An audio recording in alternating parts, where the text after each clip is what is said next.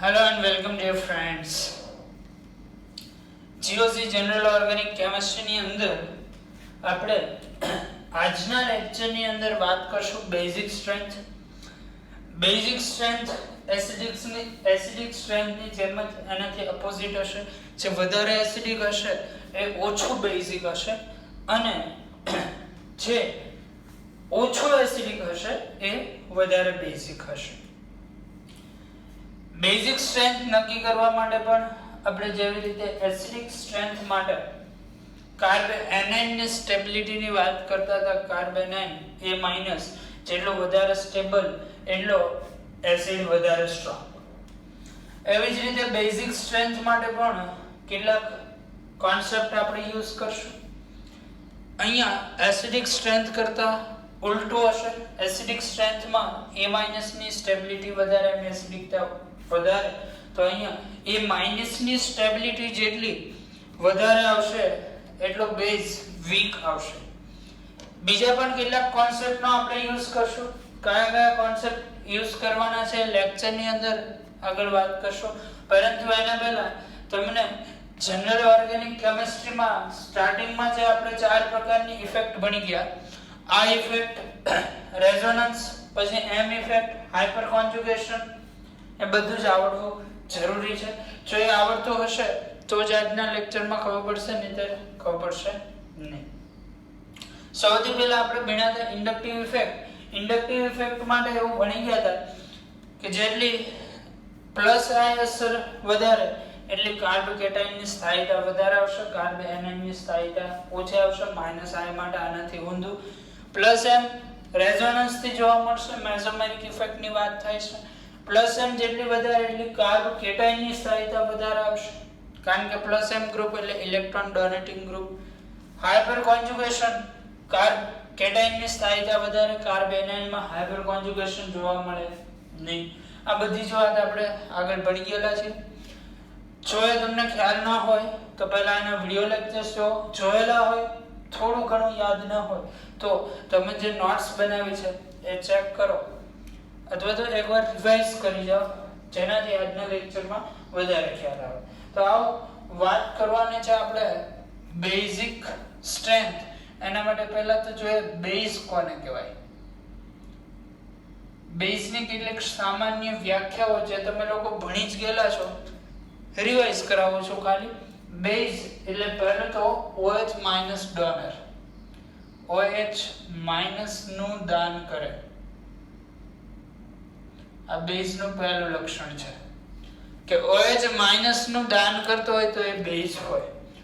જરૂર નથી કે બધા બેઝ OH- નું દાન કરે છે. જેમ કે એમોનિયા, તમને ખબર છે એમોનિયા બેઝ છે, એમાં OH- છે ને OH- નું દાન થવાનું નથી, છતાં પણ એમોનિયા બેઝ છે. એટલે આ સિવાયની બીજી બેઝની લાક્ષણિકતા એવી છે H+ સ્વીકાર કરે.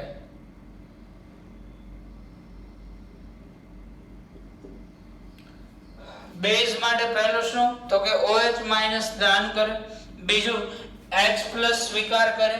ત્યાર પછી થર્ડ વસ્તુ બેઝ માટે ઇલેક્ટ્રોન યુગ્મ નું દાન કરે. કોઈ પદાર્થ આ ત્રણમાંથી કોઈ પણ એક વસ્તુનું પાલન કરતું હશે તો એને આપણે બેઝ કહી શકીએ. પહેલું શું OH- નું દાન કરે, બીજો H+ સ્વીકારે, થર્ડ ઇલેક્ટ્રોન યુગ્મનું દાન કરે. આ વસ્તુ તમને ખ્યાલ છે, તમે આગળ ભણી ગયેલા છો. રિવિઝન માટે કીધું છે કે આ ત્રણ વસ્તુમાંથી કોઈ પણ એક વસ્તુ શક્ય હોય તો એ બેઝ કહેવાય. બે પદાર્થની તમે કમ્પેરિઝન કરતા હોય તો બેમાંથી કોઈ એક પદાર્થ વધારે OH- નું દાન કરી શકે, વધારે ઝડપથી OH- નું દાન કરે, એની બેઝિકતા વધારે હોય. કોઈ એક પદાર્થ છે જે H+ વધારે સ્વીકારી શકે છે, એની બેઝિકતા વધારે છે. કોઈ એક પદાર્થ છે જે ઇલેક્ટ્રોન યુગ્મનું દાન સરળતાથી અથવા તો ઝડપથી કરી શકે છે, એ પદાર્થની બેઝિકતા વધારે હશે. તો બેઝિકતા નક્કી કરવા માટે, બેઝિક ઓર્ડર નક્કી કરવા માટે આપણે જેમ એસિડિક ઓર્ડર માટે કેટલીક વસ્તુ જોઈ હતી, એ જ વસ્તુ એનાથી થોડુંક ઓપોઝિટ બેઝિક ઓર્ડર માટે આવશે. બેઝિકતા ક્રમ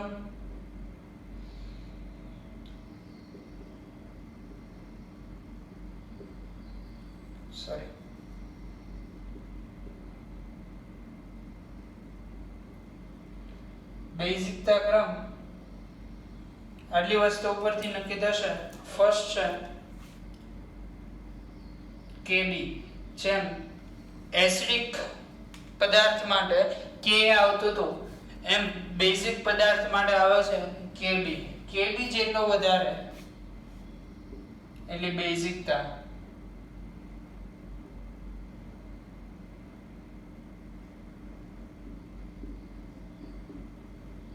બેઝિકતા વધારે. સેકન્ડ આવશે Pkb. Pkb જેટલો ઓછો એટલે બેઝિકતા વધારે. પરંતુ આ બે વસ્તુ છે એના મૂલ્ય આપણે કઈ યાદ રાખવાના આવતા નથી, એટલે એના ઉપરથી મોસ્ટ ઓફ ક્વેશ્ચન આપણે સોલ્વ થશે નહીં. આપણે જે કોન્સેપ્ટ રિલેટેડ ક્વેશ્ચન કરવાના આવશે હવે પછીની વસ્તુ ઉપરથી નક્કી થશે. પહેલું લઈશું આપણે anion. સોરી,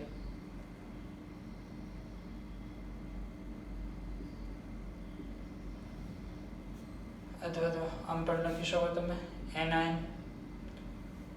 પહેલી વાત કરશું આપણે anion માટે. એસિડિકતા વખતે આપણે ભણી ગયા છે કે જેમ anion ની સ્થાયીતા વધારે હશે એમ એસિડિકતા વધારે આવશે. યાદ કરો, H એ એસિડ, એમાંથી H+A- છૂટા પડે. A- ની સ્ટેબિલિટી જેટલી વધારે એટલે એસિડિકતા વધારે મળતી હતી. અહીંયા ઊંધું થશે, anion ની સ્થાયીતા વધુ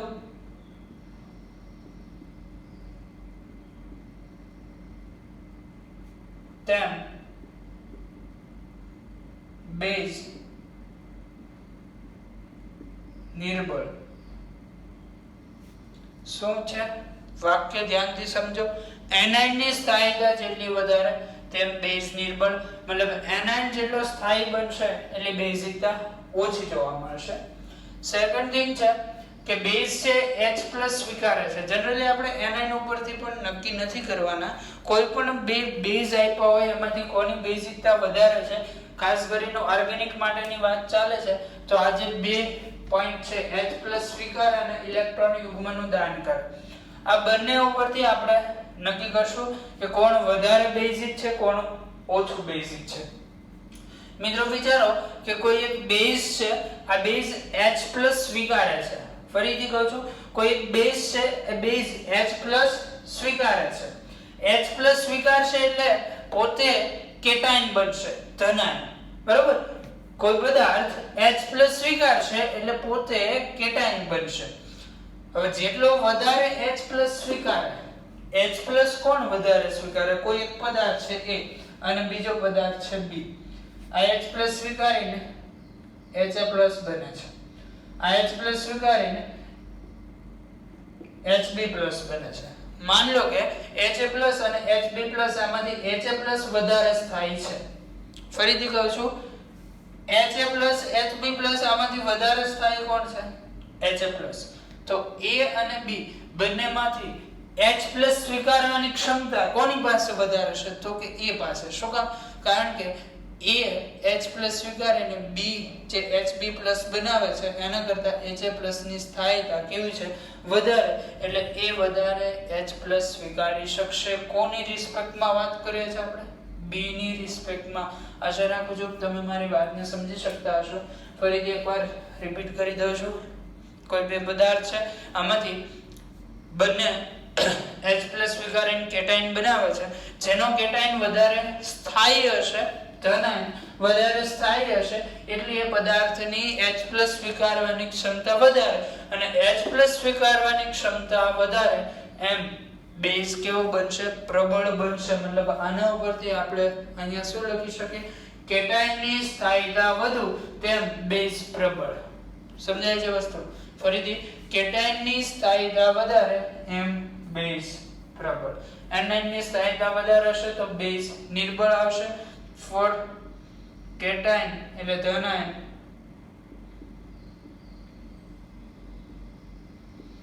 કેટાયનની સ્થાયીતા વધારે વધુ તેમ બેઝ પ્રબળ. કેટાયનની સ્થાયીતા વધારે તેમ બેઝ પ્રબળ. અને હજી એક રીતે નક્કી થાય ઇલેક્ટ્રોન યુગ્મ ઉપરથી. ઇલેક્ટ્રોન યુગ્મનું દાન સરળતાથી થાય એમ બેઝિકતા વધારે જોવા મળશે. તમે આ વાક્ય ઉપરથી સમજી શકો છો કે કોઈ પદાર્થ ઇલેક્ટ્રોન યુગ્મનું દાન કરે તો એ બેઝ હોય, એટલે ઇલેક્ટ્રોન યુગ્મનું દાન જેટલું સરળતાથી થાય એટલી બેઝિકતા વધારે હોય. એટલે નેક્સ્ટ છે 5th પોઈન્ટ છે, આપણે નક્કી કરશું ઇલેક્ટ્રોન યુગ્મ. બે એક્ઝામ્પલ લઈને હું મારી વાતને સમજાવીશ.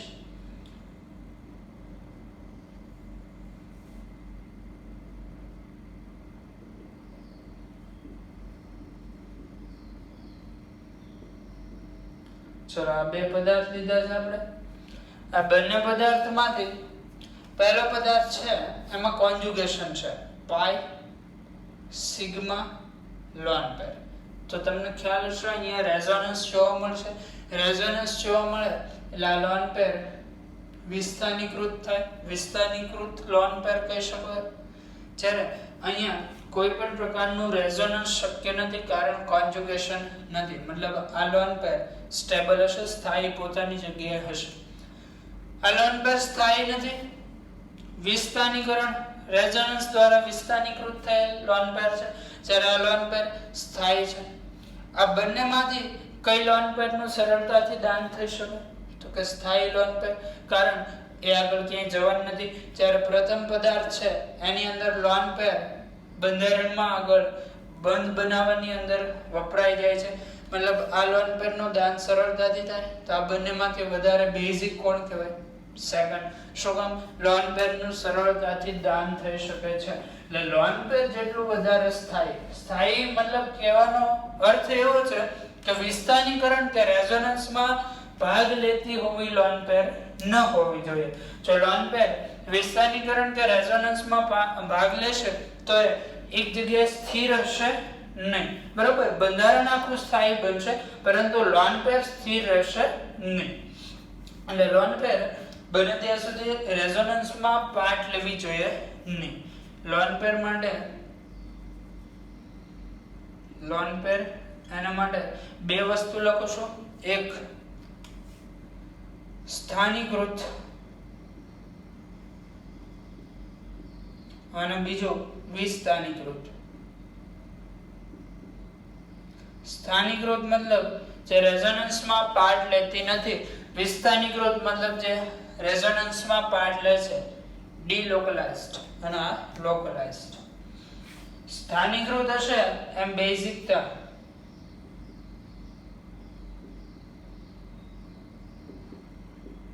વધારે હશે અને વિસ્થાનીકૃત લોન પેર હશે એમ બેઝિકતા ઓછી હશે. બરાબર, જનરલી આપણે આ બે વસ્તુ ઉપરથી લોન બેઝિકતા ક્રમ નક્કી કરશું. એક કોઈ પદાર્થની અંદર ડાયરેક્ટલી આપણે લોન પેર જોઈ શકતા હોય તો લોન પેર વિસ્થાનીકૃત છે કે સ્થાનીકૃત, અથવા તો લોન પેર થી ખ્યાલ ના આવતો હોય તો ઘણીવાર આપણે કેટાયનની સ્થાયીતા ઉપરથી બેઝિકતા નક્કી કરશું. કેટાયન ક્યારે મળતો તો આપણને યાદ કરો. કોઈ પદાર્થ છે H+ સ્વીકારે પછી કેટાયન મળતો તો. મતલબ આપેલ જે એક્ઝામ્પલ હશે એની અંદર આપણે H+ નાખશું અને પ્રોટોનીકૃત કરશું, પ્રોટોન ઉમેરશું. પ્રોટોન મતલબ H+ ઉમેરી ત્યારબાદ જે કેટાયન મળશે એની સ્ટેબિલિટી નક્કી કરશું. એ એક્ઝામ્પલ જોશો ત્યારે બધા ડિટેલમાં ખ્યાલ આવી જશે, ચિંતા કરવાની જરૂર નથી. ચલો હવે બેઝિકતા ક્રમ વિશે વાત કરીએ તો જનરલી બેઝ છે તમને બે પ્રકારે જોવા મળશે. બીજું કાર્બનિક અને નાઇટ્રોજન યુક્ત આવા બેઝની આપણે વાત કરવાની છે. આ એક ખાસ સમજો, અહીંયા ઇનઓર્ગેનિક બેઝ માટેની કોઈ ચર્ચા થતી નથી, ખાલી ઓર્ગેનિક બેઝ. એમાં પણ કેવા બેઝ? નાઇટ્રોજન યુક્ત બેઝ ની વાત થાય છે. નાઇટ્રોજન યુક્ત બેઝમાં આપણે એક્ઝામ્પલ જનરલી રહેશે એમાઇન. મોસ્ટ ઓફ આપણે એમાઇન ની વાત કરશું. Amine means NH2 group. બે પ્રકારના એમાઇન જોવાના આવશે. એક છે, જો હું એવું નથી કહેતો કે ખાલી કાર્બનિક નાઇટ્રોજન યુક્ત બેઝ એટલે એમાં એમાઇન જ આવે. એમાઇન સિવાય pyridine, pyrrole, ત્યારબાદ એમિડીન, એના પછી ગ્વાનિડીન, પછી એમાઇડ, આવા ઘણા બધા બીજા બેઝ છે. પણ એના બેઝ ક્વેશ્ચન બહુ ઓછા પૂછાય છે, એની ચિંતા કરવાની આપણે જરૂર નથી. આપણે ખાલી કોના માટે બેઝિકતા ક્રમ નક્કી કરશું તો કે એમાઇન, NH2 ગ્રુપ માટે. 3 પ્રકારના એમાઇન હોય છે, 1 ડિગ્રી, 2 ડિગ્રી, 3 ડિગ્રી. કોને 1 ડિગ્રી એમાઇન કહેવાય તો કે નાઇટ્રોજન બીજા એક કાર્બન સાથે જોડાયેલો હોય, નાઇટ્રોજન બીજા બે કાર્બન સાથે એટલે NH ગ્રુપ, તો એ 2 ડિગ્રી એમાઇન થશે. અને ખાલી નાઇટ્રોજન હશે, બીજા 3 કાર્બન સાથે જોડાયેલો હશે, એ 3 ડિગ્રી એમાઇન થશે. આ વસ્તુનો તમને ખ્યાલ છે, બરાબર? તો આપણે એમાઇન માટે બેઝિકતા ક્રમ નક્કી કરશું. એમાં બે પ્રકારના એમાઇન આવશે. એક આવશે એલિફેટિક એમાઇન,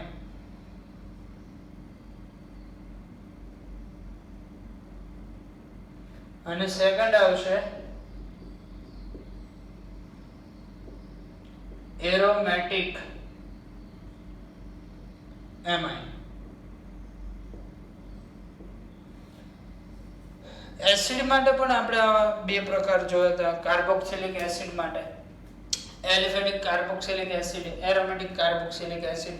એમાં તમે જોવા જશો તો એમાં જનરલી એવું કહેતા હતા આપણે કે એરોમેટિક કાર્બોક્સિલિક એસિડ છે એ એલિફેટિક કાર્બોક્સિલિક એસિડ કરતાં વધારે સ્ટ્રોંગ એસિડ છે. એમાં એરોમેટિક વધારે સ્ટ્રોંગ આવતું. અહીંયા ઊંધું થશે. અહીંયા પહેલું જ વિધાન આપણે એવું લખી લઈશું કે એલિફેટિક છે,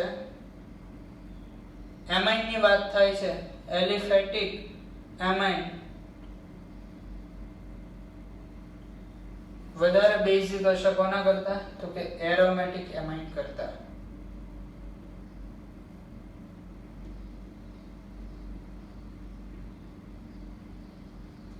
એરોમેટિક એમાઇન શું છે તમને ખ્યાલ હોવો જોઈએ.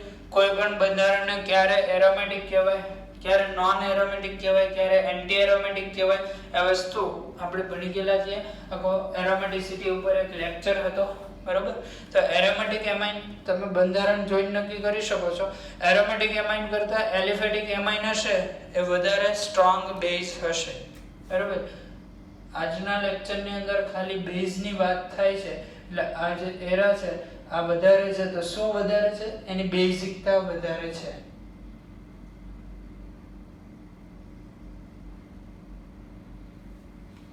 આ એક યાદ રાખવું. ચાલો પહેલા જોઈએ આપણે એલિફેટિક એમાઇન.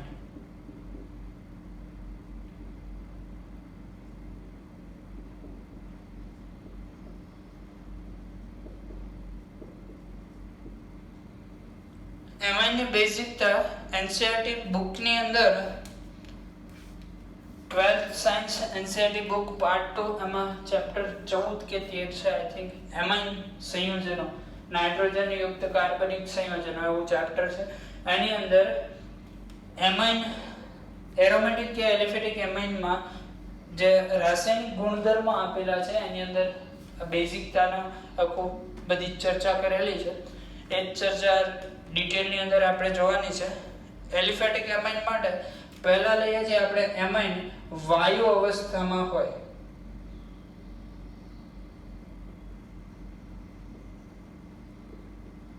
ફરીથી કહું છું, કેવા બેઝની ચર્ચા કરીએ છીએ? કાર્બનિક નાઇટ્રોજન યુક્ત, એમાં એલિફેટિક એમાઇન. અને આ એમાઇન કેવી અવસ્થામાં? તો કે વાયુ અવસ્થામાં રહેલો હોય. એલિફેટિક એમાઇન એટલે એનું સામાન્ય સૂત્ર અહીંયા લખી દઉં, RNH2. આ પ્રાથમિક એમાઇન લખ્યો છે. દ્વિતીયક પણ હોઈ શકે, તૃતીયક પણ હોઈ શકે. આ તો ખાલી તમારી સમજ માટે એમાઇનનું સામાન્ય સૂત્ર લખેલું છે. આ એમાઇન કઈ અવસ્થામાં હોવા જોઈએ? વાયુ અવસ્થાના એમાઇન માટે વાત કરીએ છીએ. ચલો, વાયુ અવસ્થાના એમાઇન માટે તમને ત્રણ એમાઇન આપવામાં આવે છે. ફર્સ્ટ છે તમારી પાસે RNH2 આ બંધારણ 1. બીજું બંધારણ છે RRNH બંધારણ 2 1 2. ત્રીજું બંધારણ છે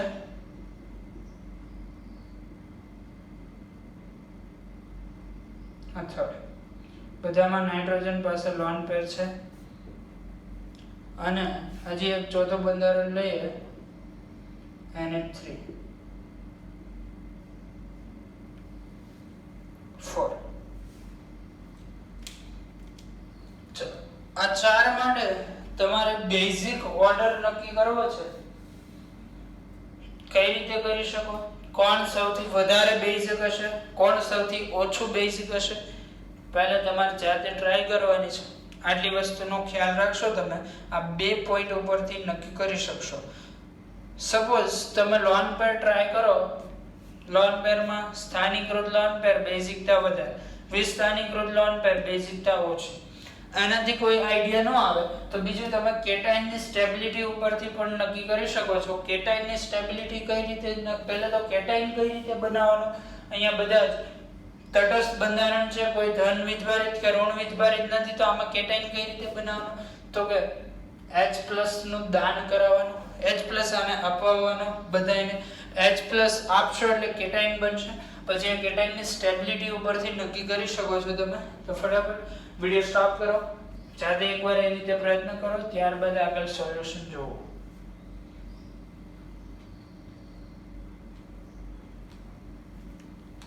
આવો આનું સોલ્યુશન જોઈએ. આ દરેકને હું એક H+ દાન કરાવું છું, બરાબર?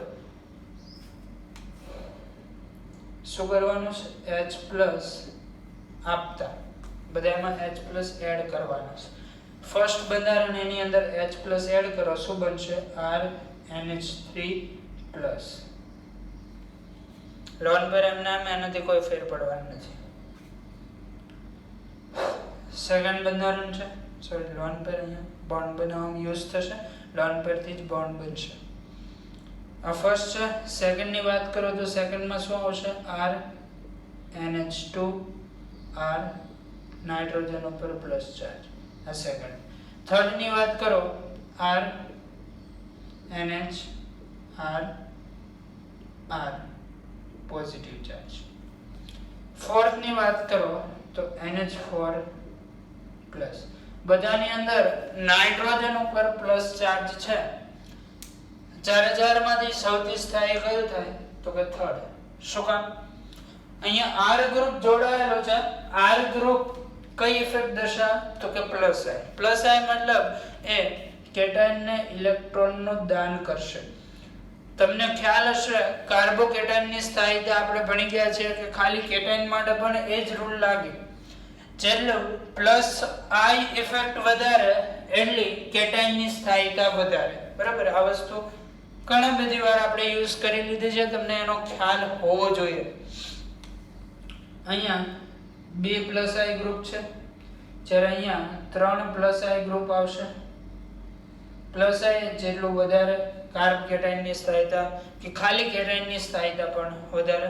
અહીંયા એક પણ પ્લસ I ગ્રુપ નથી, તો આનો બેઝિકતા ક્રમ કંઈક આવો જોવા મળે છે. સૌથી વધારે 3, ત્યારબાદ આવશે 2, ત્યારબાદ આવશે 1 અને ત્યારબાદ આવશે 4.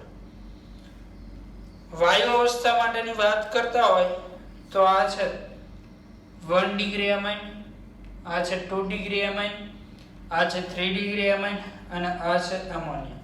તો વાયુ અવસ્થા માટે ઓર્ડર કેવો જોવા મળે છે?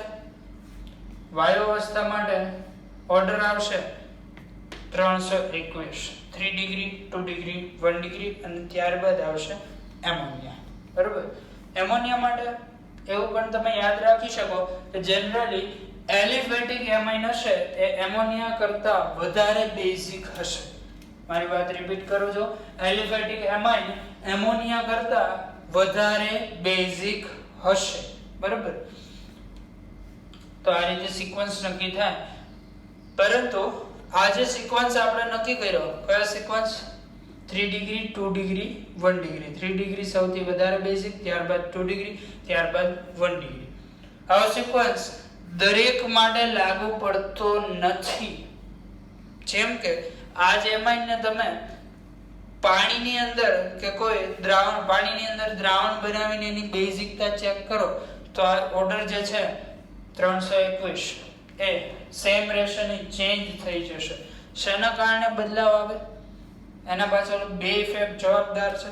આવો જોઈએ કઈ કઈ ઇફેક્ટ થી આવું જોવા મળે છે. પહેલું જોયું તો આપણે વાયુ અવસ્થા માટે, સેકન્ડ આપણે વાત કરવાની છે દ્રાવણમાં.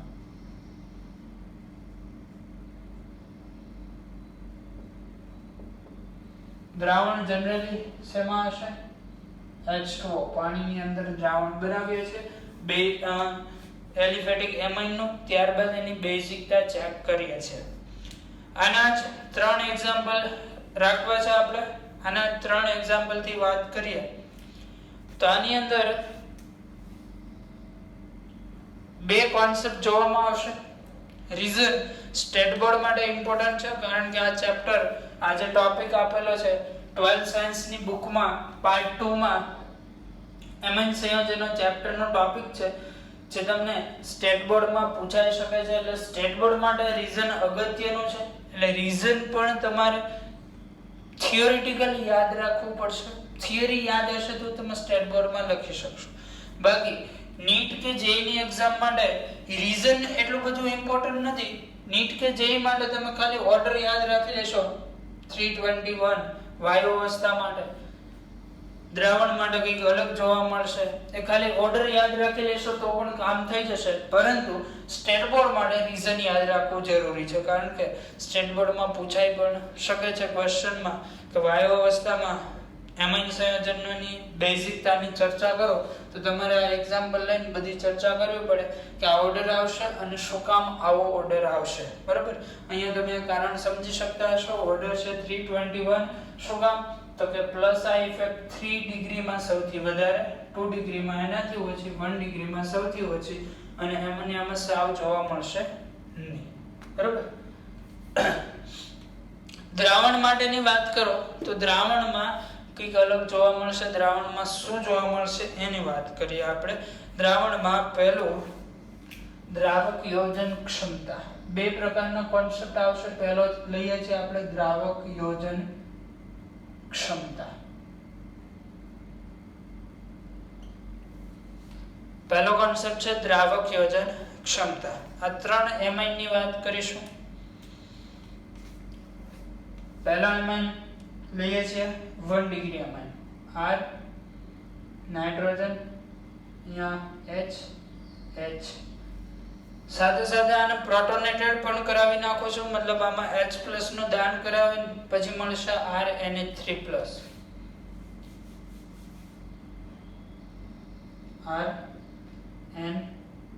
RN3H આવશે અને એના ઉપર આવશે પોઝિટિવ ચાર્જ.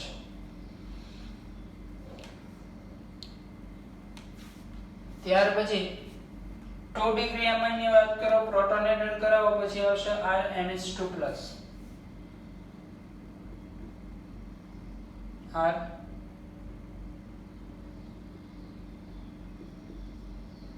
પ્લસ આ 1 ડિગ્રી થઈ ગયો, આ થઈ ગયો 2 ડિગ્રી, અને હવે વાત કરીએ છીએ 3 ડિગ્રી એમાઇન.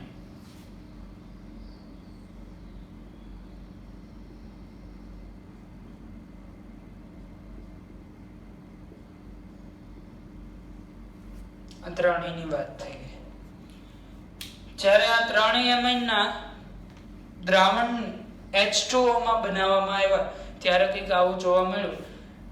પહેલા તો હું તમને એ કહી દઉં ફરીથી કે આ ત્રણેય માટે આપણે બેઝિકતા ઓર્ડર નક્કી કરીએ છીએ, બેઝિકતા ક્રમ નક્કી કરીએ છીએ. બેઝિકતા ક્રમ શેના ઉપરથી મળશે? કેટાયન જેટલો વધારે સ્થાયી એટલો પ્રબળ બેઝ. કેટાયન, આ ત્રણ કેટાયન છે. કેટાયન કઈ રીતે મળેલા છે આપણને? H+ સ્વીકારે. આ ત્રણ મૂળ બંધારણ, આ ત્રણની વાત આપણે કરવાની છે. આ ત્રણમાંથી કોણ વધારે બેઝિક? તો આપણે પહેલું કામ શું કર્યું? ત્રણેયને H પ્લસ નું દાન કરી દીધું, ત્રણેયમાં H+ ઉમેરી દીધા, ત્યારબાદ કેટાયન બની ગયા છે. આ કેટાયન ની સ્ટેબિલિટી નક્કી કરવાની છે. જેટલો કેટાયન વધારે સ્ટેબલ એટલે બેઝિકતા વધારે. તો ફર્સ્ટ બંધારણ એની અંદર આવું કંઈક જોવા મળ્યું કે પાણીમાં જ્યારે દ્રાવણ બનાવ્યું તો આ ત્રણેય હાઇડ્રોજને પાણીના અણુ સાથે કંઈક બંધ બનાવ્યો. આ બંધ કયો છે તમે જોઈને કહી શકશો કે આ ત્રણેય જે બંધ બને છે એ જોવા મળે છે. કયો બંધ જોવા મળે છે? H bond, hydrogen bond. અહીંના હાઇડ્રોજન અને ઓક્સિજન વચ્ચે હાઇડ્રોજન બંધ જોવા મળે છે.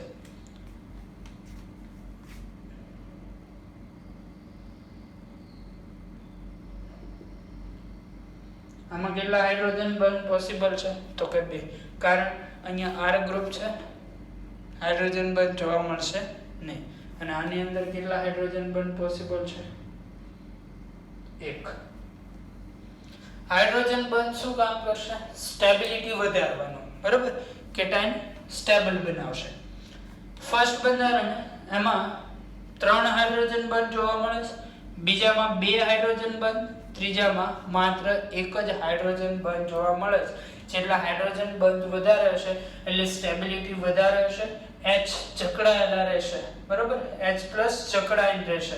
H+ જેટલા જકડાઈને રહે એટલે બેઝિકતા વધારે કહેવાય. તો તમે સમજી શકતા હશો. આની અંદર 3 હાઇડ્રોજન બંધ, વધારે H+ જકડાઈ રહે. આમાં 2 છે, આમાં 1 જ. આ રીતે જો તમે દ્રાવણની અંદર દ્રાવક યોજન ક્ષમતાથી જોવા જાવ તો બેઝિક ઓર્ડર શું આવશે? બેઝિકતા ક્રમ 3 ડિગ્રી, એમાં સૌથી ઓછું, પછી 2 ડિગ્રી, પછી 1 ડિગ્રી. તો બેઝિકતા ઓર્ડર આવ્યો 1 ડિગ્રી, 2 ડિગ્રી, 3 ડિગ્રી. શેના ઉપરથી? એ ખાસ યાદ રાખવું, દ્રાવક યોજન ક્ષમતા ઉપરથી કંઈક ક્રમ આવો જોવા મળે છે. કારણ શું? H bond. હજી બીજો એક ફેક્ટર અસરકારક છે સ્ટેરિક હિન્ડ્રન્સ, અવકાશીય અવરોધ. એના પહેલા તમે આટલો ફટાફટ નોટ ડાઉન કરી જાઓ, ત્યાર પછી આપણે એની વાત કરીએ. વિડિયો સ્ટોપ કરો, ફટાફટ નોટ કરો અથવા તો સ્ક્રીનશોટ લો.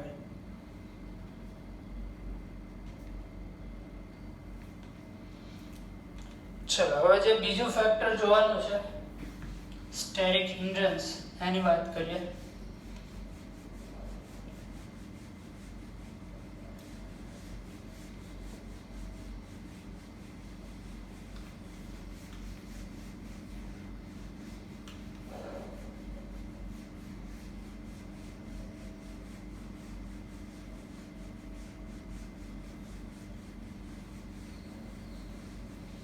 અહીંથી આગળ આપણે આપણી વાતને કન્ટિન્યુ કરીએ છીએ. દ્રાવણ માટે બેઝિકતા ઓર્ડર નક્કી કરતા હતા. દ્રાવણ માટે બેઝિકતા ઓર્ડર માટે પહેલો આપણે દ્રાવક યોજન ક્ષમતા જોઈ, ત્યાર પછી સેકન્ડ જોશું અવકાશીય અવરોધ.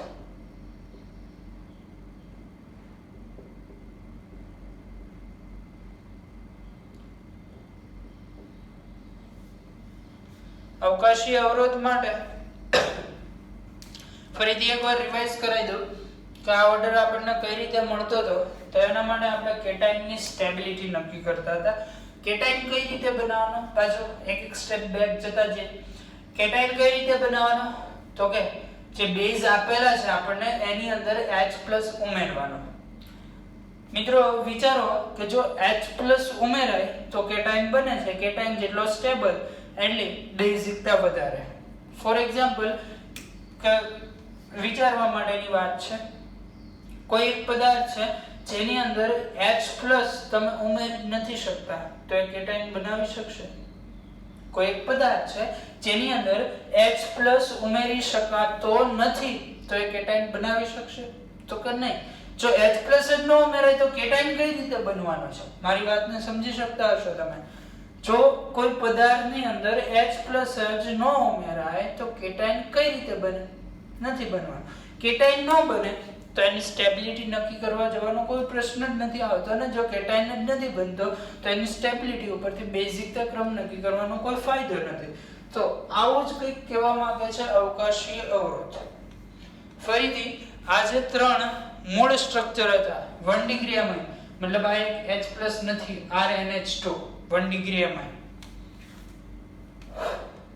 1 ડિગ્રી એમાઇન 1 ડિગ્રી એમાઇન નો અહીંયા બંધારણ દોરું છું 1 ડિગ્રી એમાઇન 2 હાઇડ્રોજન છે અને એક શું છે R ગ્રુપ R ગ્રુપ નું કદ હાઇડ્રોજન કરતા કેવું હશે વધારે હશે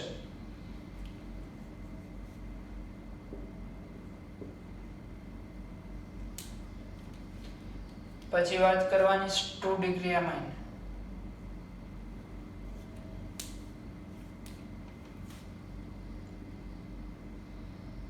2 ડિગ્રી એમાઇન માં 2 R ગ્રુપ હશે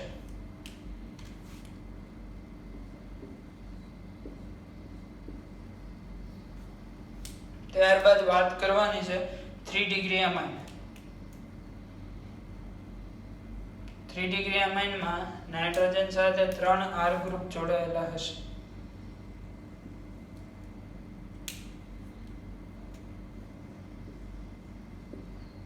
2 3 1 ડિગ્રી 2 ડિગ્રી અને 3 ડિગ્રી એમાઇનના મૂળ બંધારણ છે જેની બેઝિકતાની વાત કરીએ છે પહેલા આ ત્રણેયની વાયુ અવસ્થા માટે વાત કરી વાયુ અવસ્થા માટે ક્રમ આવ્યો 321 3 ડિગ્રી 2 ડિગ્રી 1 ડિગ્રી છે દ્રાવણ અવસ્થા માટે એનાથી ઓપોઝિટ જોવા મળ્યો 1 ડિગ્રી 2 ડિગ્રી 3 ડિગ્રી કારણ વાયુ અવસ્થામાં જે અસરકારક પરિબળ હતું એ પ્લસ આયસર સૌથી વધારે 3 ડિગ્રીમાં જોવા મળે ત્યારબાદ 2 ડિગ્રી ત્યારબાદ 1 ડિગ્રી એટલે વાયુ અવસ્થા આખી અલગ વસ્તુ થઈ ગઈ ત્યારબાદ આપણે વાત કરીએ છીએ દ્રાવણ અવસ્થામાં એમાં પહેલો ફેક્ટર જોયું દ્રાવક યોજન ક્ષમતા ઉપરથી ક્રમ જોવા મળ્યો 123 123 હવે જોવાનું છે અવકાશી અવરોધ માટે મેં શું કીધું કે કોઈ એક પદાર્થ છે એની અંદર તમે H+ ઉમેરશો H+ ક્યારે H+ ઉમેરી શકાય પછી કેટાયન બનશે અને કેટાયનની સ્ટેબિલિટી જેટલી વધારે એનો બેઝિક ઓર્ડર વધારે પરંતુ અહીંયા આપણે H+ ઉમેરા પહેલાની વાત કરીએ છીએ ધ્યાનથી આ બધા જ બંધારણ જો એક પણ બંધારણની અંદર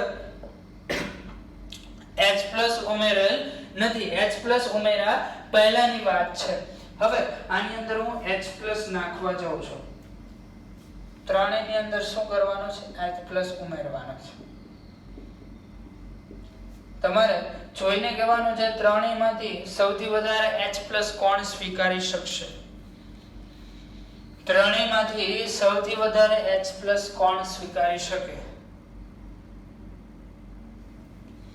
ત્રણેયમાંથી સૌથી વધારે H+ કોણ સ્વીકારી શકે ફર્સ્ટ શું કામ અવકાશી અવરોધ સૌથી ઓછો જોવા મળશે ત્યારબાદ સેકન્ડ શું કામ અવકાશી અવરોધ ફર્સ્ટ કરતા કેવો થયો વધારે ત્યારબાદ થર્ડ કારણ અવકાશી અવરોધ આની અંદર શું જોવા મળશે સૌથી વધારે R ગ્રુપ ખૂબ જ મોટા ગ્રુપ છે બરોબર H+ ને સરળતાથી અંદર દાખલ થવા દેશે નહીં તો અવકાશીય અવરોધને આધારે બેઝિકતા ક્રમ કેવો જોવા મળશે 1 ડિગ્રી સૌથી વધારે બેઝિક કારણ H+ સૌથી વધારે સ્વીકારી શકે છે ત્યારબાદ 2 ડિગ્રી ત્યારબાદ 3 ડિગ્રી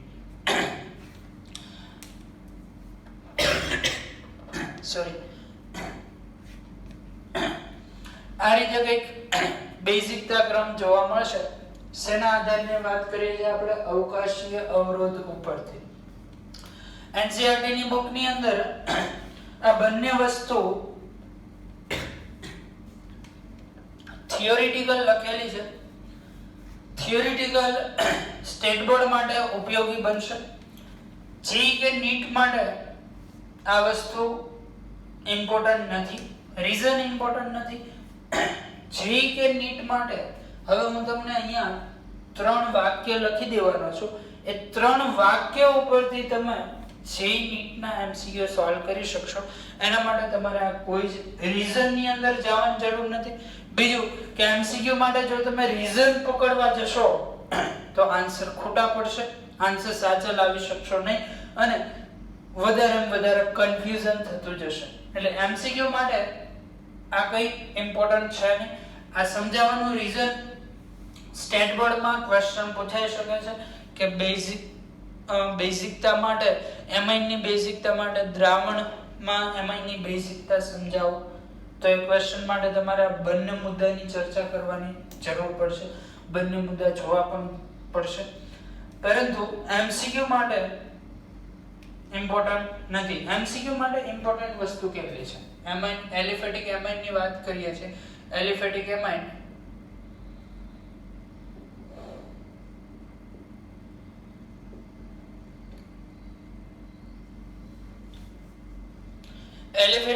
માટે બેઝિકતા પહેલા વાયુ અવસ્થા,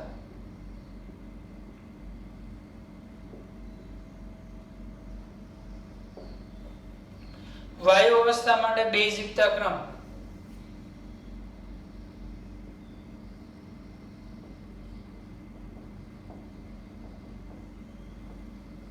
વાયુ અવસ્થા માટે બેઝિકતા ક્રમ તો આપણે જોઈ ગયા હતા વાયુ અવસ્થામાં ખાલી પ્લસ આઈ અસર ડોમિનેટિંગ ફેક્ટર છે. પ્લસ આઈ અસર ઉપરથી ક્રમ શું જોવા મળશે? વાયુ અવસ્થાની વાત કરીએ તો ક્રમ આવશે 3 ડિગ્રી, 2 ડિગ્રી, 1 ડિગ્રી. ત્યારબાદ દ્રાવણની અંદર વાત કરીએ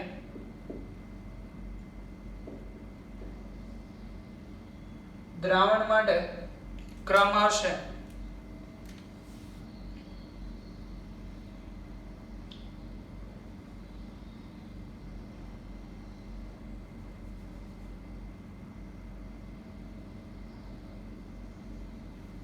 2 ડિગ્રી, 3 ડિગ્રી, 1 ડિગ્રી. આમ થવા પાછળનું રીઝન શું? દ્રાવકીયોજન ક્ષમતાથી જે બેઝિકતાનો ક્રમ આવે છે એ પણ અલગ છે. અવકાશીય અવરોધ ઉપરથી જે બેઝિકતાનો ક્રમ આવે છે એ પણ અલગ છે.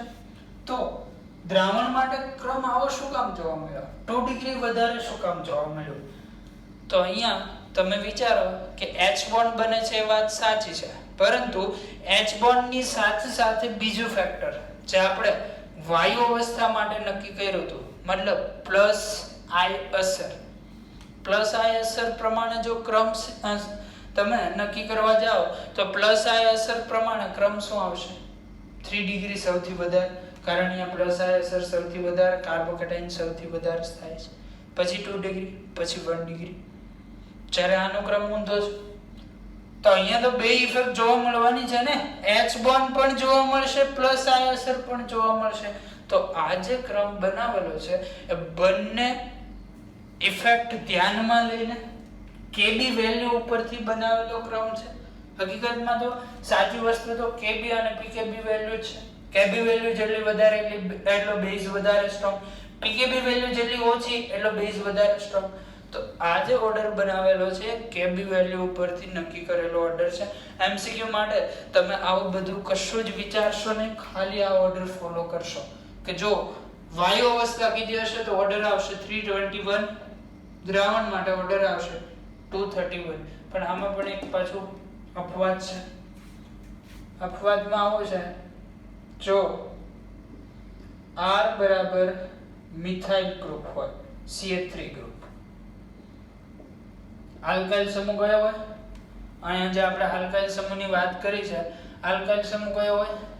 CH3 group. તો બેઝિકતાનો ક્રમ જોવા મળે છે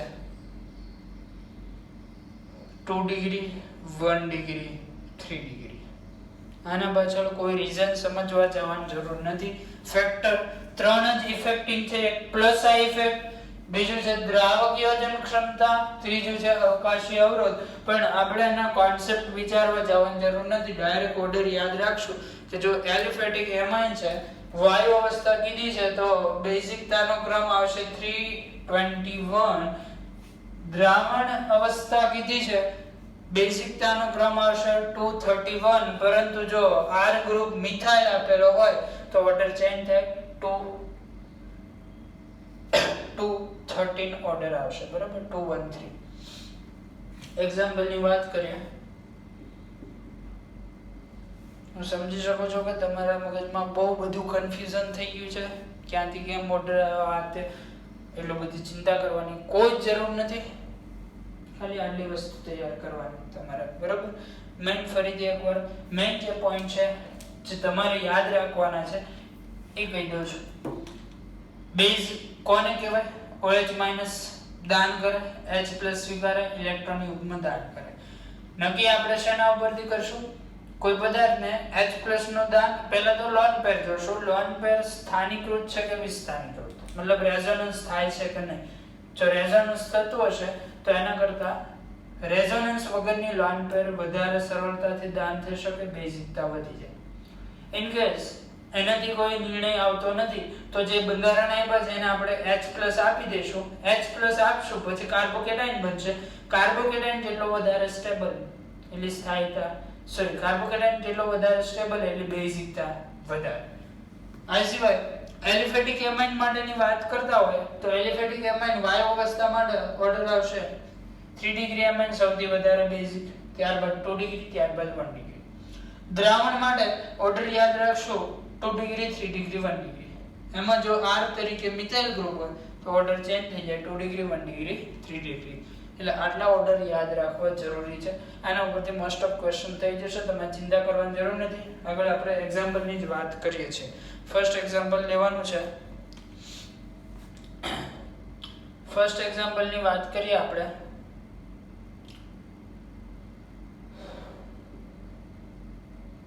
બંધારણ 1 છે.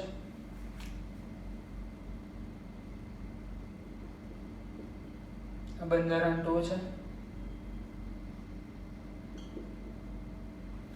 બંધારણ 3 છે. બંધારણ 4 છે.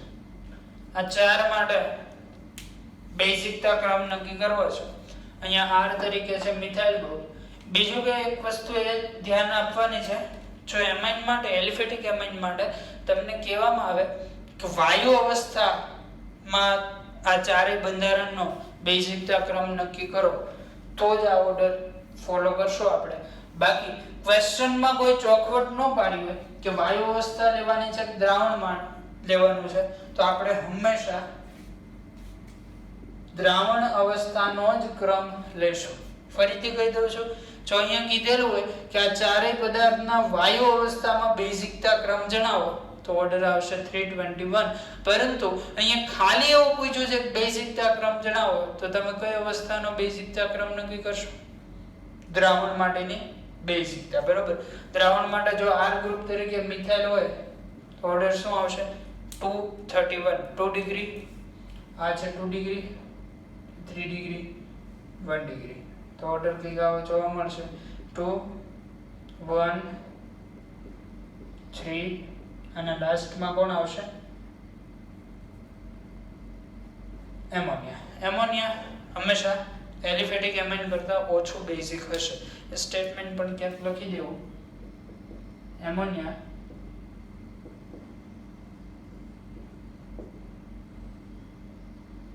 એલિફેટિક એમાઇન કરતા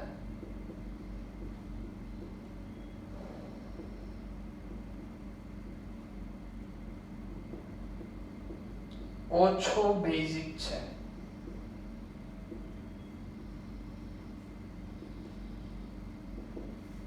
ફરીથી રિપીટ કરું છું, એમોનિયા એલિફેટિક એમાઇન કરતા ઓછો બેઝિક છે. ત્યાર પછી ક્વેશ્ચન નંબર 2 તમારા માટે છે, તમારે જાતે સોલ્વ કરવાનો છે. આ છે બંધારણ 1.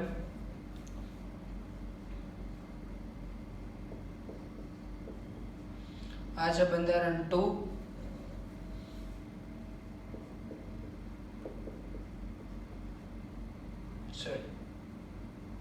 આ છે બંધારણ 3.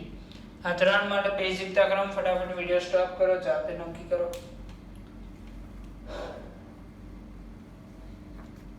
આવો સોલ્યુશન જોઈએ. ET મતલબ ઇથાઇલ ગ્રુપ. R તરીકે ઇથાઇલ ગ્રુપ આપેલું છે. આ છે 1 ડિગ્રી, આ છે 2 ડિગ્રી, આ છે 3 ડિગ્રી. બીજું ક્વેશ્ચનમાં તમને કીધું નથી કે વાયુ અવસ્થા ધ્યાનમાં લો કે દ્રાવણ અવસ્થા.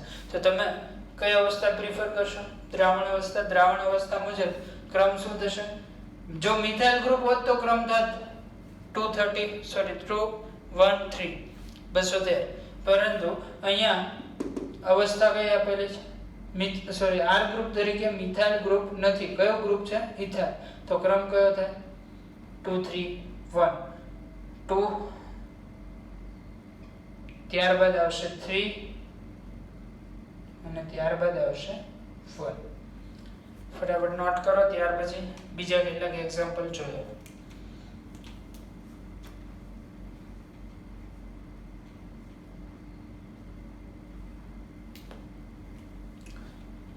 આવો બીજા એક્ઝામ્પલ ની વાત કરીએ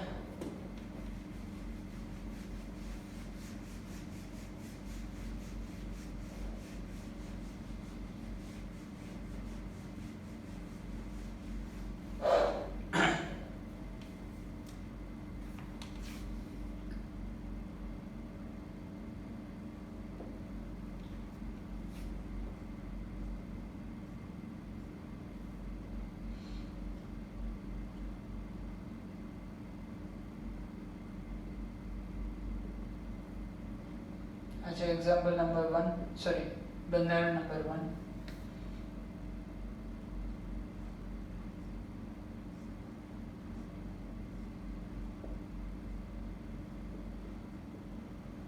આ છે બંધારણ નંબર 2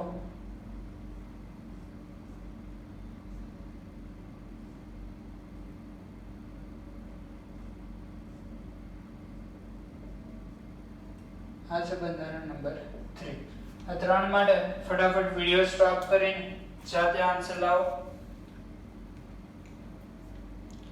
આશા રાખું છું તમે બધાએ જાતે સોલ્વ કર્યો હશે હું અહીંયા આગળ સોલ્યુશન આપી દઉં છું ન કર્યો હોય તો વિડિયો સ્ટોપ કરીને સોલ્વ કરો બધા જ એલિફેટિક એમાઇન છે આપણે દ્રાવણ અવસ્થાની જ વાત કરીએ છીએ જો હું ક્વેશ્ચનમાં એવું કહું કે વાયુ અવસ્થા માટે ક્રમ નક્કી કરો તો જ આની અંદર જવાનું છે બાકી આ કોઈ ઇમ્પોર્ટન્ટ ધરાવતું નથી દ્રાવણ અવસ્થાની જ વાત કરશો દ્રાવણ અવસ્થા માટે આ છે નાઇટ્રોજન બીજા બે કાર્બન સાથે જોડાયેલો છે એમાઇન આવશે 2 ડિગ્રી એમાઇન અહીંયા નાઇટ્રોજન બીજા 3 કાર્બન સાથે જોડાયેલો છે આવશે 3 ડિગ્રી એમાઇન અહીંયા નાઇટ્રોજન બીજા એક જ કાર્બન સાથે જોડાયેલો છે 1 ડિગ્રી એમાઇન ક્રમ શું છે આપણી પાસે 2 3 1 બીજું કે અહીંયા CH3 ગ્રુપ છે પણ R બધા જ R તરીકે મિથાઇલ ગ્રુપ હોય તો જ આ ક્રમ લાગુ પડે અહીંયા નાઇટ્રોજન સાથે એક જ CH3 ગ્રુપ છે બાકીના બે R મિથાઇલ ગ્રુપ નથી તો ક્રમ આવશે 2 3 1 2 ડિગ્રી સૌથી વધારે પછી 3 ડિગ્રી પછી 1 ડિગ્રી બરાબર 2 3 1 चलो ત્યાર પછીનો એક્ઝામ્પલ છે એક્ઝામ્પલ નંબર 4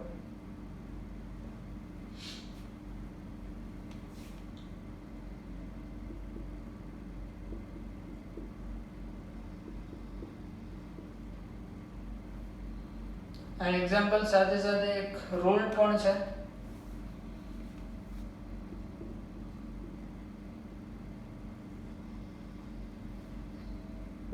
આ બંધારણ 1 છે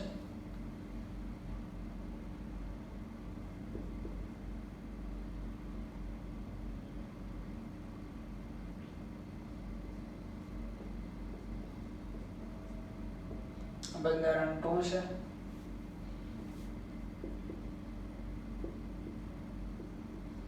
બંધારણ 3 છે આ એક્ઝામ્પલ સાથે સાથેનો રૂલ કંઈક આવો છે રૂલ ધ્યાનથી સમજજો સંકરણ ઉપરથી બેઝિકતા ક્રમ નક્કી થશે સંકરણ ઉપરથી બેઝિકતા ક્રમ આવો છે કંઈક sp3 હાઇબ્રિડાઇઝ્ડ નાઇટ્રોજન હશે કોના સંકરણની વાત થાય છે નાઇટ્રોજનના ધ્યાનથી સમજો કોના સંકરણની વાત કરવાની તો કે નાઇટ્રોજનના sp3 હાઇબ્રિડાઇઝ્ડ નાઇટ્રોજન હોય એ સૌથી વધારે બેઝિક કારણ શું sp3 હાઇબ્રિડાઇઝ્ડ નાઇટ્રોજન હશે sp3 sp2 અને sp આ ત્રણેય માટે તમે વાત કરવા જાઓ તો ત્રણેય માટે સૌથી વધારે વિદ્યુત ઋણ કોણ હોય sp3 sp2 અને sp આ ત્રણેય માટે જો આપણે વાત કરવા જઈએ તો ત્રણેય માટે સૌથી વધારે વિદ્યુત ઋણ કોણ આવશે મતલબ સૌથી વધારે ઇલેક્ટ્રોન ખેંચનાર sp3 આવે sp3 સૌથી વધારે ઇલેક્ટ્રોન ખેંચી શકે, મતલબ આ લોન પેર એનું દાન સરળતાથી થઈ શકે, અહીંથી વધારે ઇલેક્ટ્રોન આવે એમ. અથવા તો અલગ રીતે પણ આ કોન્સેપ્ટ સમજી શકો તમે. આ જે ગ્રુપ છે આ પ્લસ આઈ ગ્રુપ આવશે, જ્યારે આ ગ્રુપ માઇનસ આઈ ઇફેક્ટ આવશે. અહીંયા પણ Cn છે, મતલબ C ટ્રિપલ બોન્ડ N, આ પણ માઇનસ આઈ ઇફેક્ટ. ડબલ બોન્ડ કરતા ટ્રિપલ બોન્ડ ની માઇનસ આઈ ઇફેક્ટ વધારે હોય. અહીંયા તમે H+ દાન કરાવી દો, કેટાયન બનાવી દો, તો સૌથી વધારે આ ત્રણેયમાંથી સૌથી વધારે કયો કેટાયન સ્ટેબલ આવશે? હા, શું કામ? પ્લસ આઈ ઇફેક્ટ આવે છે, પ્લસ આઈ ઇફેક્ટ થી કેટાયન ની સ્ટેબિલિટી વધશે. અહીંયા માઇનસ આઈ ઇફેક્ટ છે, કેટાયન ની સ્ટેબિલિટી ઓછી હોય. આ બંનેમાં માઇનસ આઈ કોણ વધારે દર્શાવે? Triple bond. માઇનસ આઈ નો ઓર્ડર તમને ખ્યાલ હશે. અથવા તો બધા ચર્ચામાં ના જવું હોય તો સિમ્પલી આટલું યાદ રાખી લેવાનું. બેઝિકતા ક્રમ માટે sp3 નાઇટ્રોજન સૌથી વધારે બેઝિક, ત્યારબાદ sp2 નાઇટ્રોજન અને ત્યારબાદ sp નાઇટ્રોજન. અહીંયા માત્ર કોની વાત કરશો આપણે? નાઇટ્રોજનની. ફોર એક્ઝામ્પલ આ પ્રકારનું બંધારણ હોય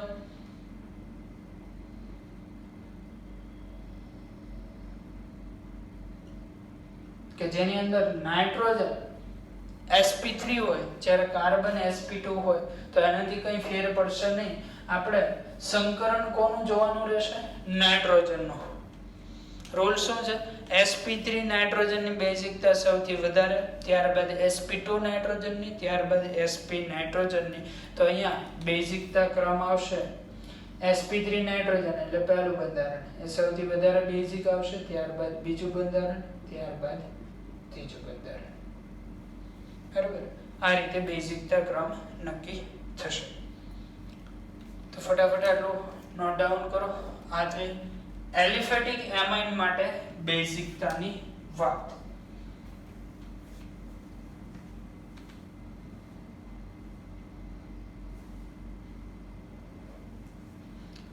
ત્યાર પછી આપણે જોવાનું છે એરોમેટિક એમાઇન માટે બેઝિકતા.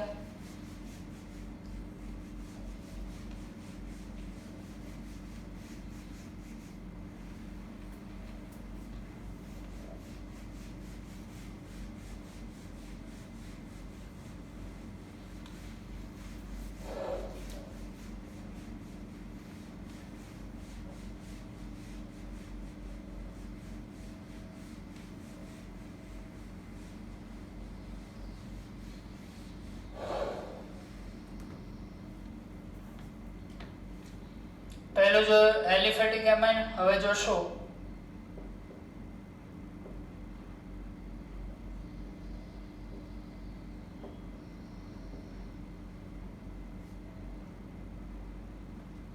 એરોમેટિક એમાઇન માટે બેઝિકતાની વાત. કે એરોમેટિક એમાઇન માટે બેઝિકતા નક્કી કરશું.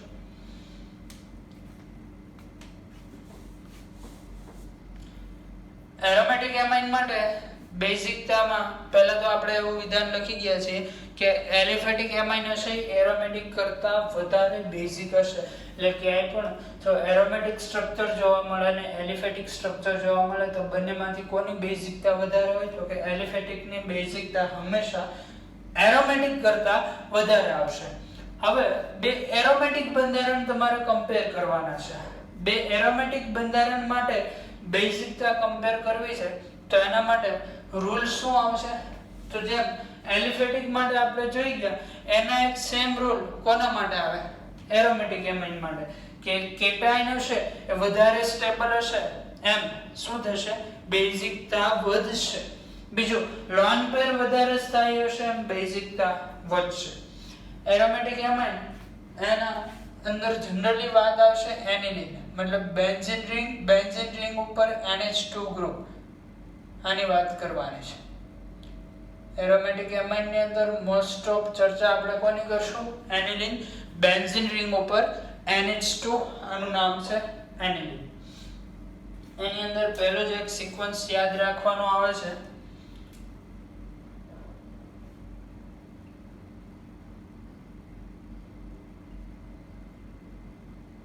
આ છે એનિલિન,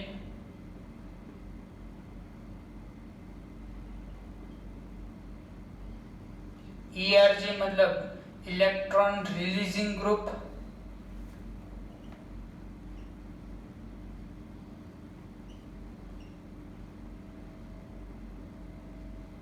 एनिलीन पोते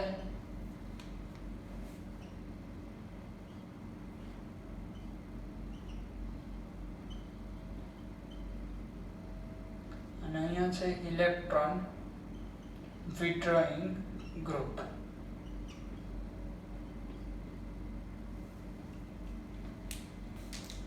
એનિલીન છે એની અંદર જો કોઈ ઇલેક્ટ્રોન રિલીઝિંગ ગ્રુપ, ઇલેક્ટ્રોન દાતા સમૂહ જોડવામાં આવે તો એ પ્લસ I કે પ્લસ M ઇફેક્ટ દર્શાવશે. એના લીધે એની બેઝિકતા વધશે. પરંતુ આ એક વસ્તુનો ખાસ ખ્યાલ રાખો, એ કઈ પોઝિશન ઉપર હોવા જોઈએ?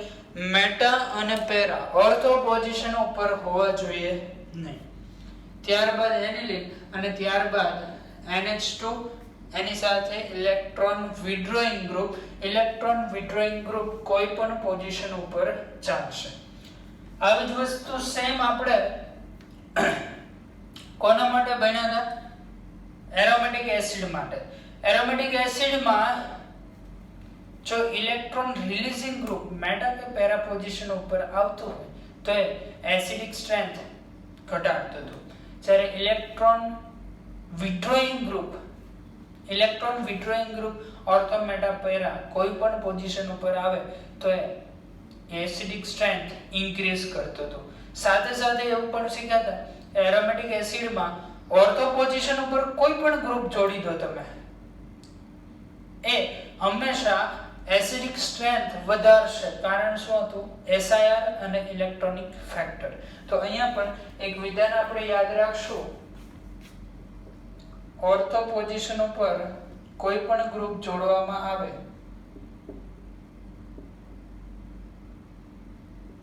ઓર્થો સ્થાન પર રહેલ સમૂહ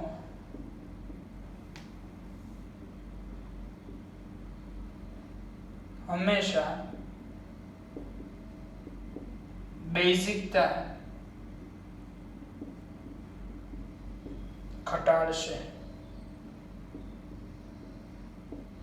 એસિડિકતા માટે શું હતું? ઓર્થો પોઝિશન ઉપરનું ગ્રુપ હંમેશા એસિડિકતા વધારતું હતું. જ્યારે બેઝિકતા માટે શું છે? ઓર્થો પોઝિશનનું ગ્રુપ હંમેશા બેઝિકતા શું કરશે?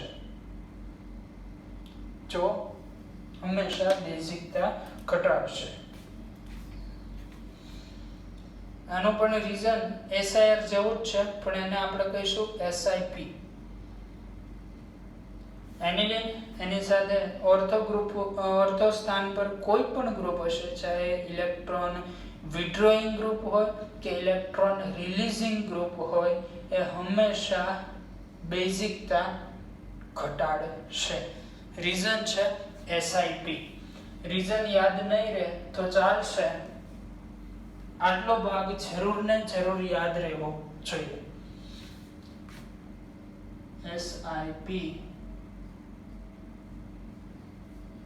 SIP શું છે એની શોર્ટમાં ચર્ચા કરી દઉં છું. SIP યાદ રાખવાની જરૂર નથી.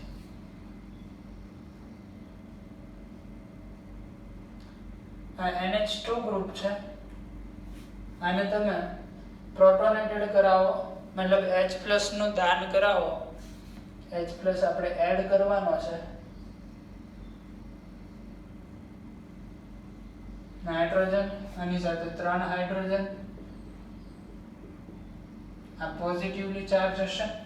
બીજું કે આ જે કઈ વાત કરીએ છીએ આપણે દ્રાવણની અંદર વાત કરીએ છીએ, તો અહીંયા 3 સ્થાન એવા જોવા મળશે જ્યાં હાઇડ્રોજન બંધ બની શકે.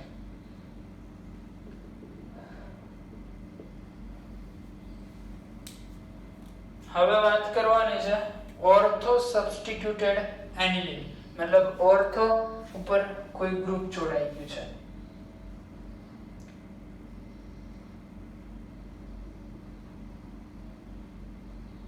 અહીંયા એક ગ્રુપ જોડાઈ ગયેલું છે, આની અંદર તમે H+ નું દાન કરાવો છો, મતલબ H+ અહીંયા ઉમેરો છો.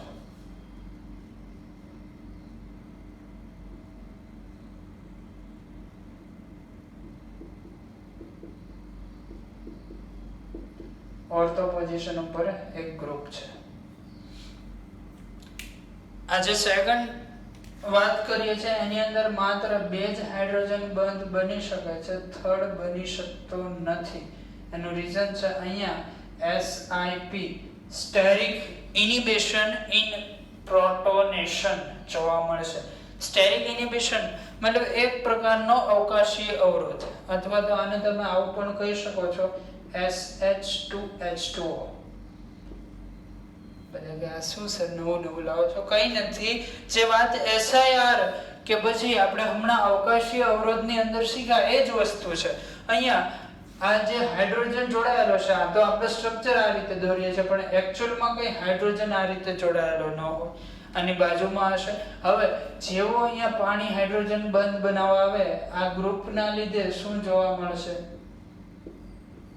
અવકાશીય અવરોધ. અવકાશીય અવરોધને કારણે આ પાણી અંદર પ્રવેશી શકતું નથી, તો હાઇડ્રોજન બંધ બનતો નથી. અહીંયા હાઇડ્રોજન બંધ ઓછો બને છે. હાઇડ્રોજન બંધ ઓછો બનવાને કારણે આ બંનેમાંથી તમે સ્ટેબિલિટી જોવા જાવ તો કોની વધારે થાય? વધારે હાઇડ્રોજન બંધ વાળાને કારણે. અહીંયા ઓર્થો ગ્રુપના અવરોધને કારણે હાઇડ્રોજન બંધ બનતો નથી. વધારે હાઇડ્રોજન બંધ એમ કેટાયનની સ્ટેબિલિટી વધારે, કેટાયનની સ્ટેબિલિટી વધારે એમ બેઝિકતા વધારે. મતલબ આ બંનેમાં કોણ વધારે બેઝિક હોય? વધારે હાઇડ્રોજન બંધ વાળો. ન સમજાય? ચિંતા કરવાની નથી, ખાલી કેટલું યાદ રાખવાનું છે? આ બે વસ્તુ યાદ રાખવાની. પહેલું એનિલિન છે, એની અંદર ઇલેક્ટ્રોન રિલીઝિંગ ગ્રુપ મેટા કે પેરા પોઝિશન ઉપર આવે તો એ બેઝિકતા વધારશે. ઓર્થો પોઝિશન ઉપર કોઈ પણ ગ્રુપ બેઝિકતા ઘટાડે, અને મેટા કે પેરા ઉપર ઇલેક્ટ્રોન વિડ્રોઈંગ ગ્રુપ ખેંચનાર સમૂહ જોડાય તો એ પણ બેઝિકતા ઘટાડશે. અને એક આ વસ્તુ યાદ રાખવાની છે, આમાં ચાહે તમને વાયુ અવસ્થા કે ચાહે દ્રાવણ અવસ્થા કે હંમેશા ઓર્ડર જોવા મળશે. એલિફેટિક એમાઇનમાં આવું થતું નથી, જ્યારે એરોમેટિક એમાઇનમાં હંમેશા ઓર્ડર કયો જોવા મળશે? 3 2 1. બીજો આ તો ખરું છે, sp3 sp2 અને sp. આ નાઇટ્રોજન માટેની વાત છે, બરાબર? પણ આ એક ખાસ યાદ રાખવું જરૂરી છે. ફટાફટ આટલું નોટ ડાઉન કરો, ત્યાર પછી આને થોડાક એક્ઝામ્પલ જોઈએ એટલે બધી જ વાત તમને સમજમાં આવી જશે. બહુ કંઈ ચિંતા કરવાની જરૂર નથી. બને ત્યાં સુધી રીઝન સમજવામાં વધારે ટાઈમ ન બગાડો. યાદ રાખો એટલું વધારે સરળ રહેશે તમારા માટે.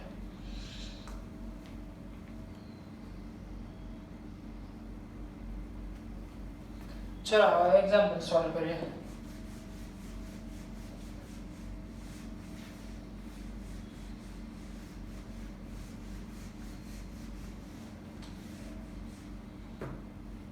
ફર્સ્ટ એક્ઝામ્પલ છે, અહીંયા હું બધા જ એક્ઝામ્પલ એક સાથે લખી દઉં છું, તમે સોલ્વ કરી લેજો વિડિયો સ્ટોપ કરીને, ત્યારબાદ એના આન્સર જોઈ લેવા.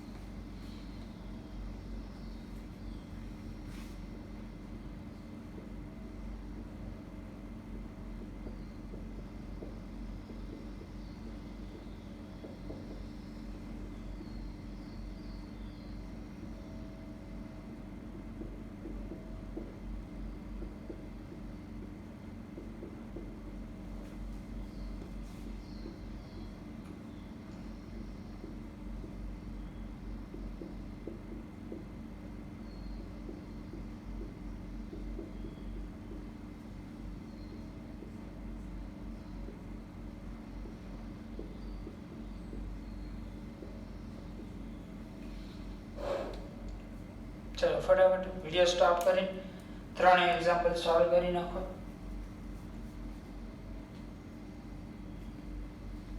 આવો સોલ્યુશન જોઈ લે.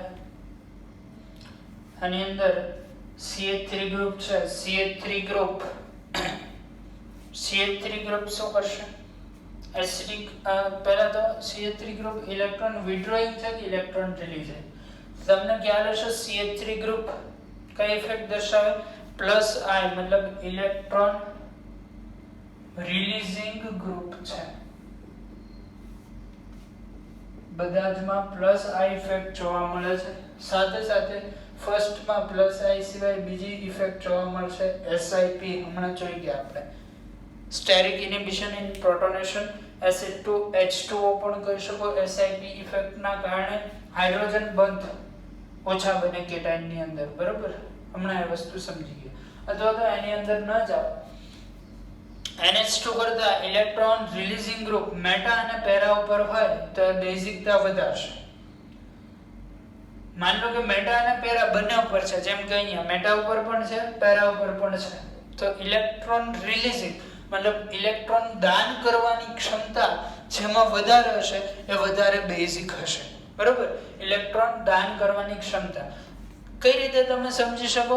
તો આ બધા જ બંધારણની અંદર નાઇટ્રોજનને પ્રોટોનેટેડ કરાવો, મતલબ નાઇટ્રોજનને એક H+ ઉમેરીને કેટાયન બનાવો. સપોઝ આ બેની વાત કરીએ, અહીંયા NH3+ હોય, અહીંયા પણ NH3+ હોય. બંનેમાં ઇફેક્ટ જોવા મળે છે પ્લસ I ઇફેક્ટ અંતર ઉપર આધારિત ઇફેક્ટ છે. જેટલું વધારે નજીક એટલું વધારે ઇલેક્ટ્રોનનું દાન થાય, એમ કેટાયનની સ્ટેબિલિટી વધે. આ વસ્તુ તમે ભણી ગયા છો. આ બંને NH3+ હોય તો બંનેમાંથી કોની સ્થાયીતા વધારે હોય? તો કે સેકન્ડની, કારણ કે CH3 ગ્રુપ N+ થી નજીક આવશે જ્યારે અહીંયા દૂર આવશે. તો આના માટે બેઝિકતા ઓર્ડર નક્કી કરવા જાઓ તો સૌથી વધારે બેઝિકતા જોવા મળે સેકન્ડ, ત્યાર પછી આવશે થર્ડ, ત્યાર પછી આવશે ફોર્થ અને ત્યાર પછી આવશે 1. કારણ કે હંમેશા ઓર્થો પોઝિશન ઉપર કોઈ ગ્રુપ આવશે તો એની બેઝિકતા એનિલિન કરતા ઓછી આવવાની છે. બરાબર, ચલો આ બેની વાત કરીએ.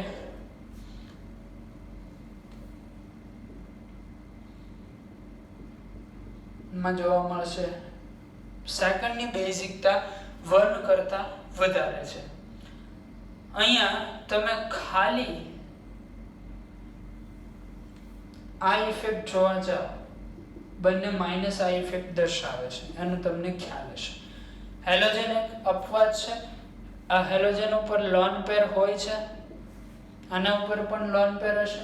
લોન પેરના લીધે અહીંયા રેઝોનન્સ થી ઇલેક્ટ્રોન દાન કરીને +M અસર દર્શાવી શકે છે, પરંતુ હેલોજન અપવાદ છે. હેલોજનમાં +M કરતા -I ઇફેક્ટ વધારે ડોમિનેટિંગ હોય છે.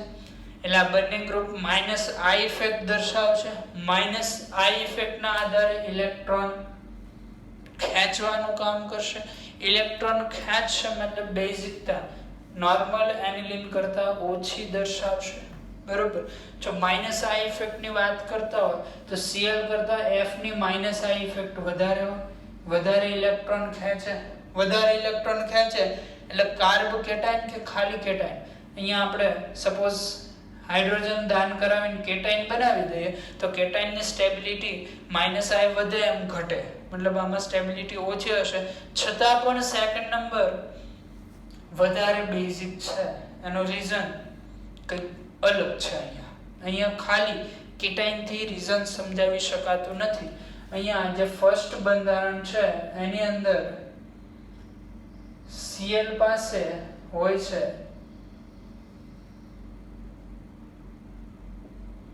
Vacant d orbital.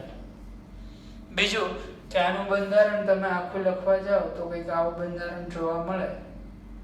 અહીંયા લોન પેર સિગ્મા પાઈ સિગ્મા વેકેન્ટ d કોન્જુગેશનમાં છે. મતલબ આ લોન પેર અહીંયા સંસ્પંદનમાં ભાગ લેશે.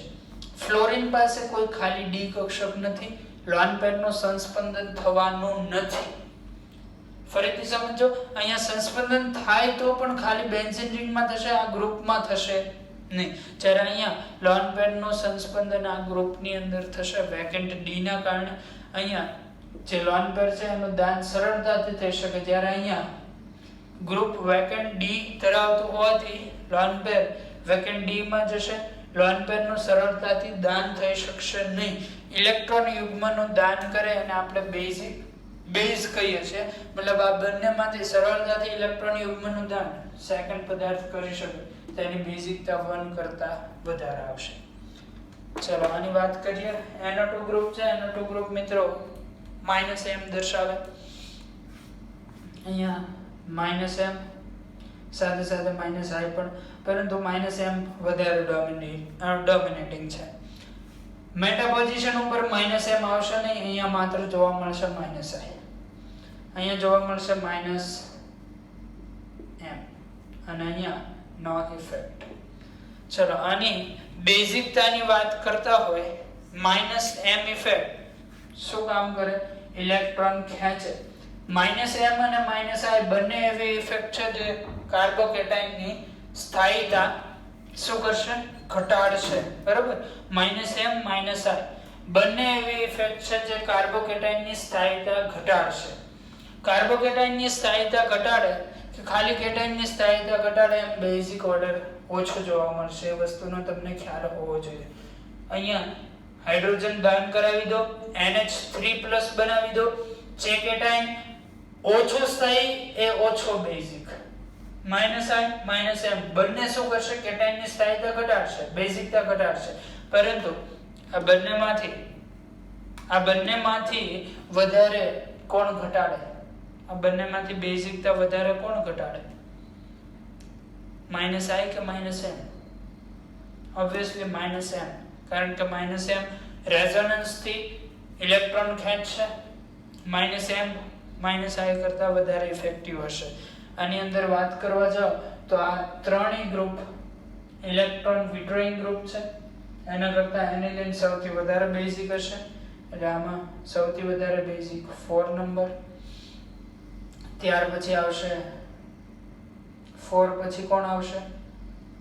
સેકન્ડ, કારણ કે એમાં -i ઇફેક્ટ જોવા મળે છે, જ્યારે આ બંનેમાં -m. પછી આવશે બંનેમાં -m છે.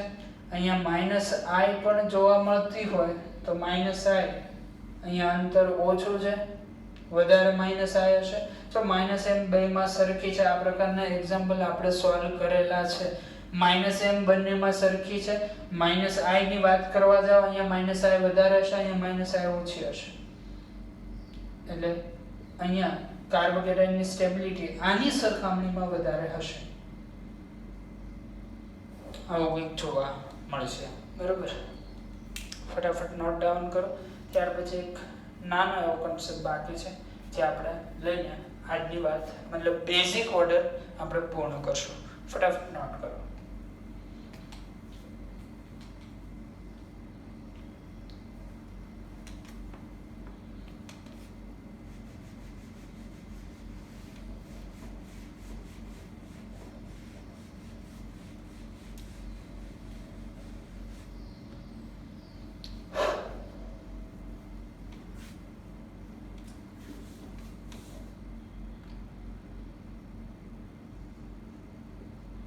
ઘણીવાર પિરિડિન અને પાયરોલ આ બે પ્રકારના બંધારણના ક્વેશ્ચન આવતા હોય છે.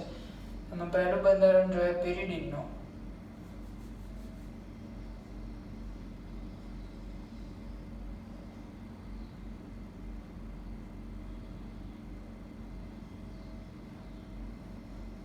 આ બંધારણ છે પિરિડિન,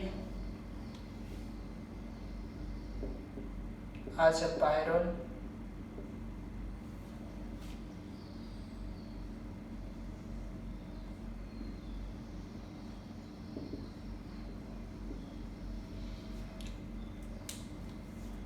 આના માટે બેઝિકતા ઓર્ડર યાદ રાખશું આપણે. પિરિડિન, એનિલિન અને પાયરોલ આ ત્રણની સરખામણી કરીએ છીએ. જેમ પિરિડિન સૌથી વધારે બેઝિક છે, ત્યાર પછી એનિલિન આવશે,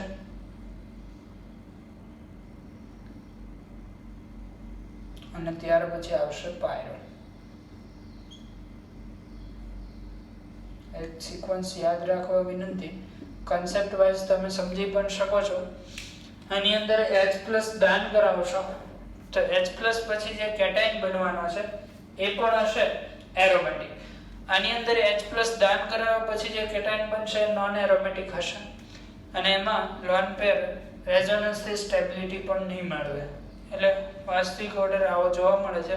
કોન્સેપ્ટ વાઇઝ આપણે વધારે જવું નથી કારણ કે આપણને ખાલી મતલબ આટલાથી છે, આટલું યાદ હોવું જોઈએ. પેરિડીન સૌથી વધારે બેઝિક, ત્યાર પછી આવશે એનિલિન અને લાસ્ટ ની અંદર આવશે પાયરોલ. ફટાફટ આટલું નોટ કરો.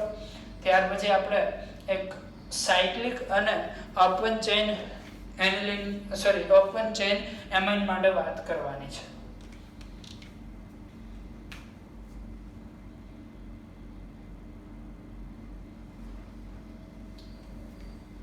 ચલો સાયક્લિક અને ઓપન ચેઇન ની વાત કરીએ.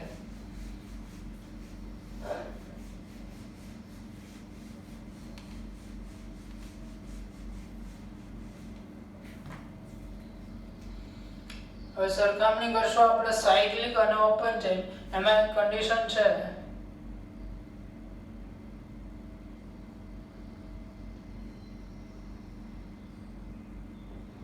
ડિગ્રી સમાન હોવી જોઈએ. મતલબ સાયક્લિક 3 ડિગ્રી હોય તો ઓપન ચેઇન પણ 3 ડિગ્રી જ હોવો જોઈએ. સાયક્લિક 2 ડિગ્રી હોય તો ઓપન ચેઇન પણ 2 ડિગ્રી હોવો જોઈએ. સાયક્લિક 1 ડિગ્રી હોય તો ઓપન ચેઇન પણ 1 ડિગ્રી હોવો જોઈએ. જો ડિગ્રી સમાન હશે તો જ કમ્પેરિઝન થશે, બાકી કમ્પેરિઝન નહીં થાય. જો સમાન ડિગ્રી તો સાયક્લિક બંધારણ હશે એ ઓપન ચેઇન કરતા, ઓપન ચેઇન મતલબ એ સાયક્લિક એના કરતા વધારે બેઝિક હશે. રીઝન સમજી શકીએ છીએ આપણે. 3 ડિગ્રી એમાઇન લઉં છું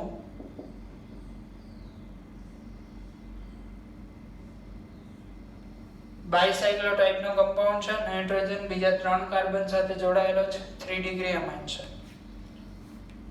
આ વધારે બેઝિક હશે કોના કરતા? આ એ સાયક્લિક 3 ડિગ્રી એમાઇન છે. આની અંદર તમને ખ્યાલ છે મિત્રો, ફ્લિપિંગ શક્ય છે. ફ્લિપિંગ શું છે આપણે ભણી ગયેલા છીએ.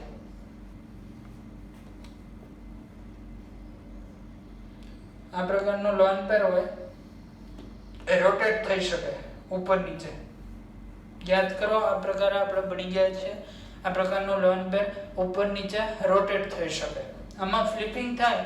ફ્લિપિંગ થવાથી શું થાય? લોન પેર ચેન્જ થતું રહે. થોડીક વાર લોન પેર ઉપર હોય, થોડીક વાર લોન પેર નીચે હોય. આ વસ્તુ આપણે ઓપ્ટિકલ એક્ટિવિટી વખતે આઇસોમરિઝમમાં ભણ્યા હતા કે એમાઇનમાં ફ્લિપિંગ થાય. બરાબર, લોન પેર નો ફ્લિપિંગ થશે. લોન પેર ઉપર નીચે ચેન્જ થતું રહેશે. ફ્લિપિંગ થવાથી લોન પેર સ્થાયી રહે નહીં, અસ્થાયી લોન પેર થઈ જાય. અસ્થાયી લોન પેર મતલબ એનું સરળતાથી દાન થવાનું નથી.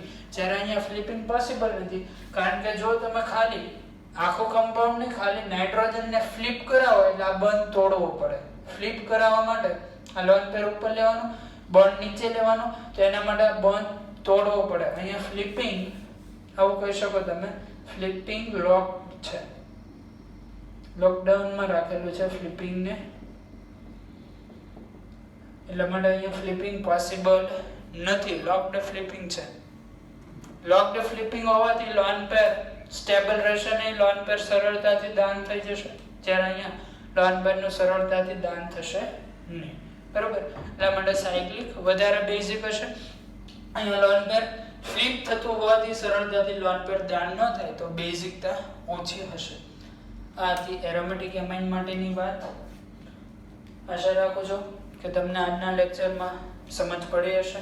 ઇન કેસ ક્યાંક કન્ફ્યુઝન થતું હોય તો વધારે ચિંતા કરવાની જરૂર નથી. કોન્સેપ્ટ કરતા પણ તમને જેટલા રીઝન આપેલા છે એ ખાસ યાદ રાખવા. જેમ કે આ ઓર્ડર તમને આપી દીધો છે ડાયરેક્ટ, તો આ ઓર્ડર વધારે યાદ રાખો.